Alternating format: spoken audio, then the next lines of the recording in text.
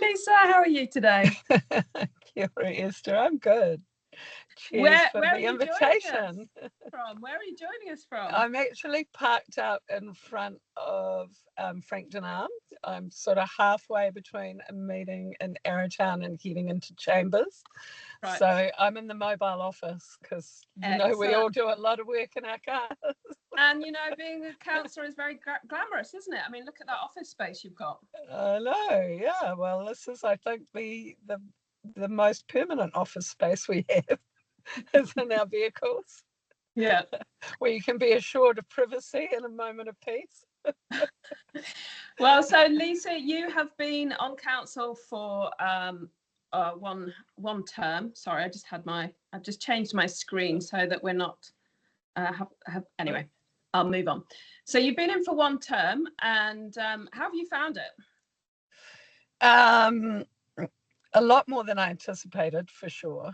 I think, when you think back to 3 years ago now of what perhaps I thought the role was about and how I'm feeling it approaching the end of a term, I think one of the common phrases I have is every day's a school day, and it sure is, right? It's just keeps coming at you, and but in a good way, in a challenging way too. I think it's equally as challenging as it is like feeling like you're in Hell's Kitchen sometimes. So yeah. We'll maybe get to some of those complexities. So I guess just first off, what made you decide to run last time, and what made you decide to run again this time? Are they different, or are they pretty much the same thing? Yeah. What makes you run? The first time, I don't know, is it ignorance, and the second time forgetfulness? But I think it's like the first time, I really don't think that life's that random.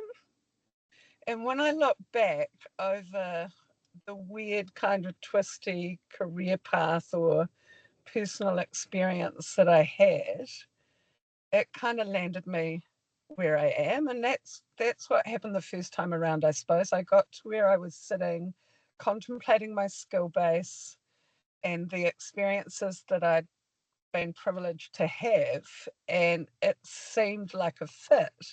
And also I was at a time in my own life where my children were older. My husband was very busy working away around the country.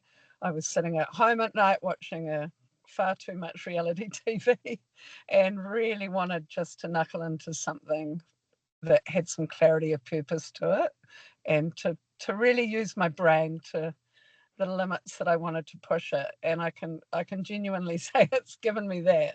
It's sure given me that. Second time, why this time? I think it takes a long time, well, in my view, about a year to even kind of understand the operating environment, and that learning and that development over 3 years. I actually feel like our community almost warrant getting more out of you than your one term, because it takes a while to get up to speed. I admit my level of awareness of just general civic education, perhaps like many of us in New Zealand, was I had no idea who did what in between central government, local government, other stakeholders, where our areas of control, where our areas of control and influence or interest could lie. I don't really feel like we've got the traction that you can get with more than one term. Yeah. So that's why I'm giving it another go, I suppose. Well, awesome. Congratulations, and best wishes for that. Do you have any kind of politics or political theory that you kind of lean towards? Like, is it more kind of individualism and free markets, or is it more kind of social stability or environment? Or like, what aspects kind of interest you politically? You might just need to move your head so that the sun's not that's it. Blinded by the light. Sorry, I'll get that. How are we going there? Yeah. And moving around. Esther was telling me not to wiggle at the beginning because it was distracting. So I'll try try and sit still, which most people know is quite challenging for me, sitting still and being patient. Yeah, political. Where do I sit? People, place, and process, I think, kind of get pretty equal weighting for me. However, it is about our community and about our people. And if I looked at my political things, over my history of politics, I've been a real swing voter. I think, in different regimes, I've voted for different parties, and I'm someone who likes to think that there's some integrated thinking and some future focus going on, with consideration for the social, economic, environmental, and cultural aspects. And sometimes that's been really hard to determine. If you give one more weighting than another, where does that actually mean that you sit? So I tend to make my call on each election on my personal evaluation at that point and at moment in our society. And so sometimes that does mean I've voted in different ways, depending on what direction I think we might need to track in the next future focused kind of objective.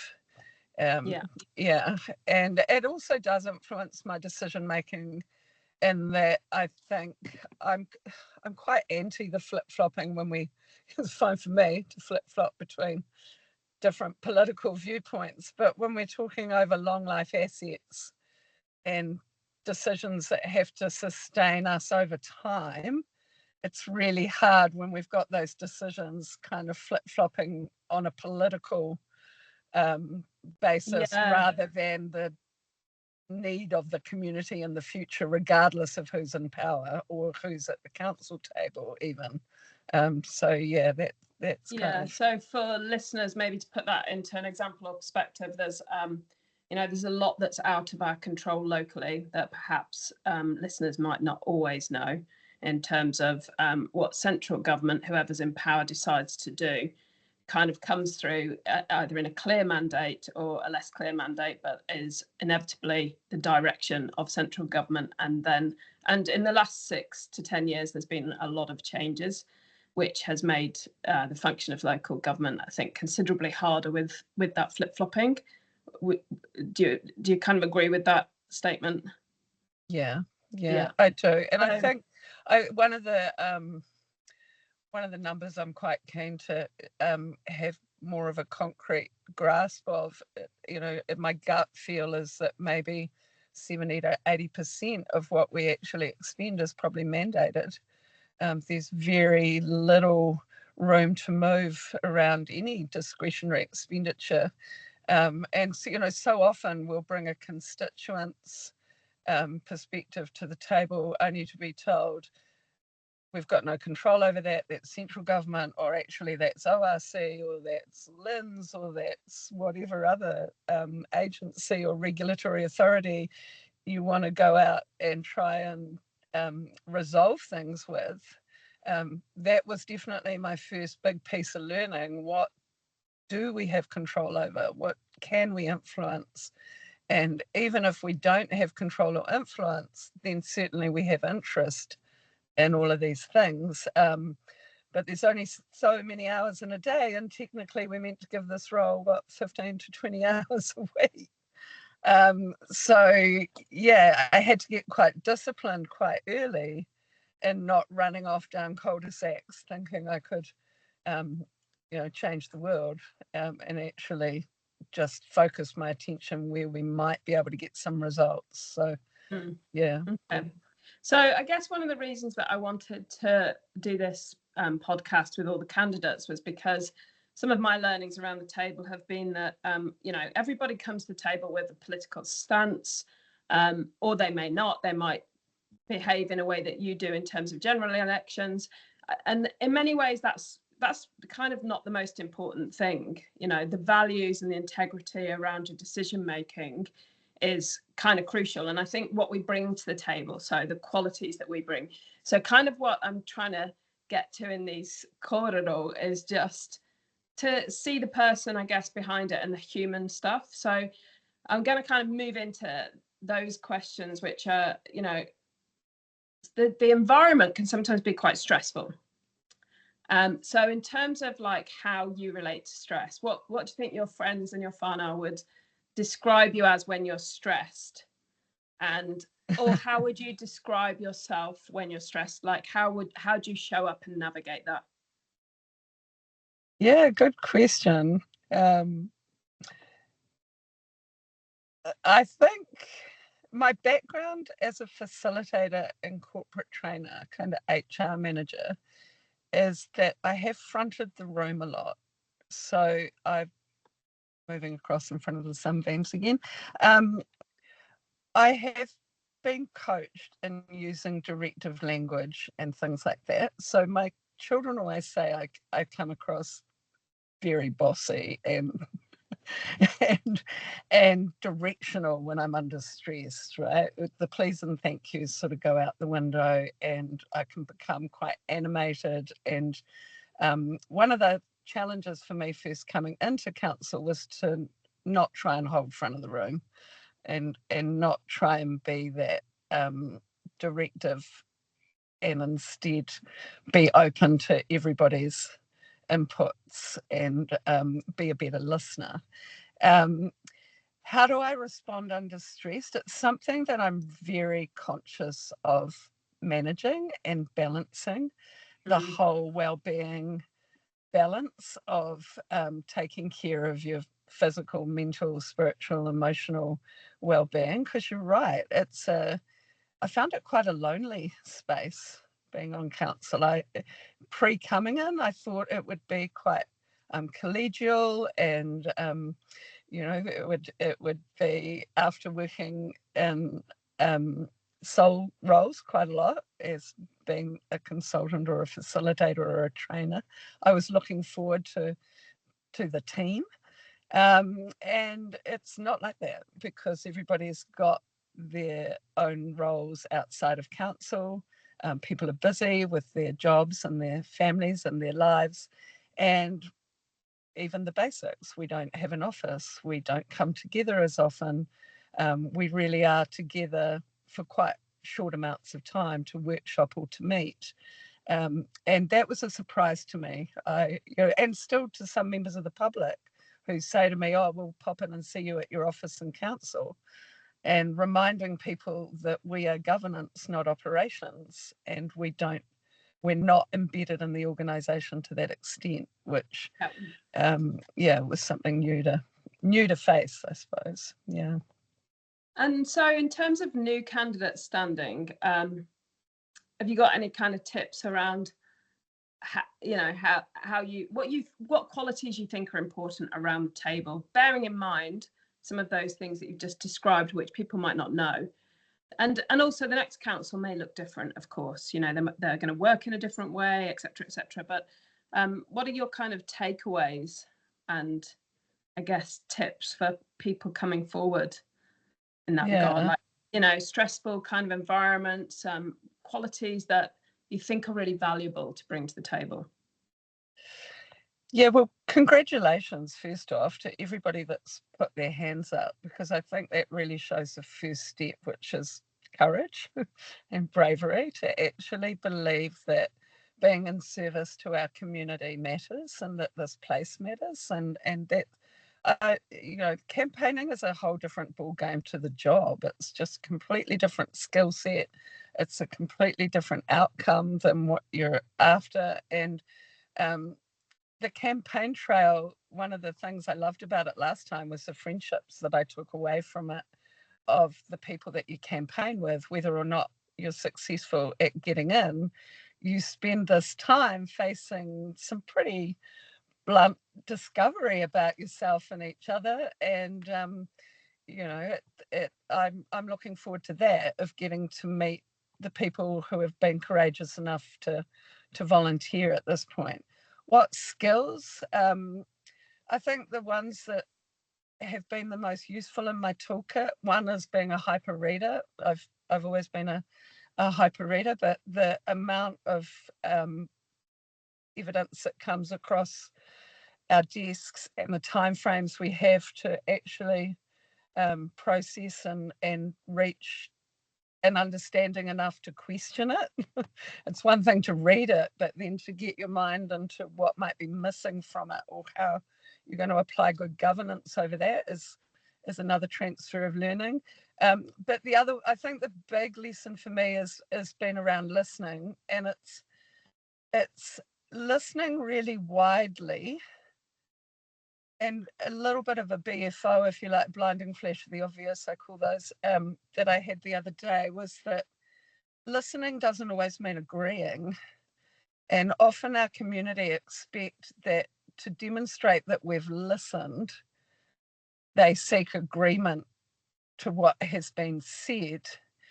And often we are having to listen to so many conflicting or contrasting points of view or pieces of evidence, and then apply some sort of filter or assessment of that evidence to reach a decision. And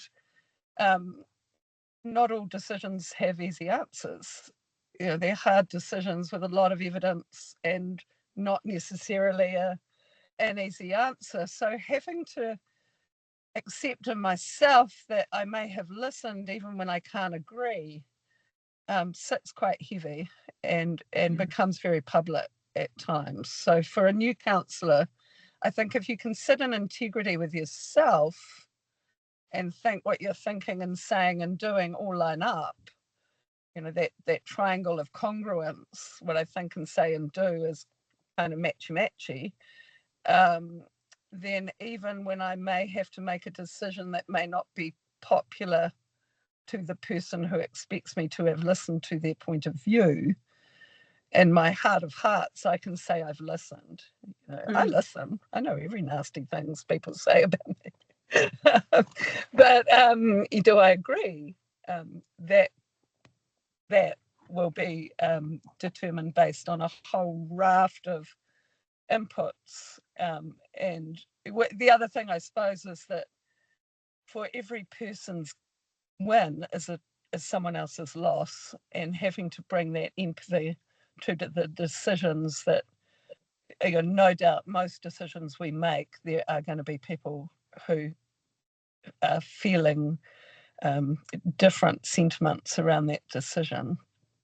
Yeah, I mean, I think you've just summed up beautifully that kind of process. One of my questions was, can you describe a time when you had to listen, change your position or not, or broker a difficult compromise? And I think actually that's the kind of essence of the role, is it's not a case of just voting. You know, it's a case of compromise or not. It's a case of whether you on one decision lean towards your values or your political stance, or whether you lean towards community perception, or whether you use a different form of evidence. Like, there's so many times when you're brokering and compromising, and you know, like, you and I don't generally, I think we don't always agree on the same outcome, but I really respect your way of arriving at your decision, you know. And I think one of the things that's interesting about our role is that if it's hard to get the chance to articulate your decision, other than in a kind of full council meeting setting. So I think some of these processes that perhaps people don't fully, I mean, they understand, but they don't explicitly understand that process and the challenges around it. These conversations might help that, you know, and I guess that's the kind of aim with this conversation. So thank you for describing that for you, because I think you outlined that process really well. I think too, Esther, like your point there about it is often in hearing all those different. This is a really natural environment. My dog in there. Got some arrival here. Yeah. I've probably got some freedom campers have pulled up next to me, so we're real live in Queenstown, so we're all good. So one of the things that I think I'm also interested in is, you know, do you think that ego plays a role in people putting themselves forward? And do you have an ego? And what does that look like? Classic question. I think if you've got ego, it gets bashed out of you in the first couple of days. No, you know what? Years ago, I listened to a podcast by old Anthony Robbins, and he was talking about, you know, always feels for the president of the USA because, you know, you're the most popular person until the day you voted in, and then you find out how much everybody really hates you. I think you need a certain level of gutsiness to put your hand up, and whether that is, again, are you ignorant the first time around and forgetful the second, or what? Maybe it's like childbirth. You go back in expecting the wonder. Yeah, you never remember pain. You never remember the pain of it. Yeah, does it get you through? I think you actually have to learn humility through the experience if you haven't come in with it. And you know, one of the things I've said in the last few days, gosh, if you can answer a question in Arrowtown, you can probably handle it anywhere, because they don't give out gold stars very readily in my ward. So, you know, some of those experiences get pretty in your face, right? The things people say and things, when you read them and hear them about yourself. I was almost going to do a poet laureate spiel one day of the most terrible things people have said and use them like my next campaign testimonials. I think one of my favorites was about coming up and taking a dump on the Arrowtown main street around some of the decisions of bike cracks and other less popular outcomes. But you know, it's that what you do need is, in my opinion, is to be able to slow yourself down enough and stay calm and regulated in what can be very stressful environments that sometimes turn in a moment, and to be able to read the room.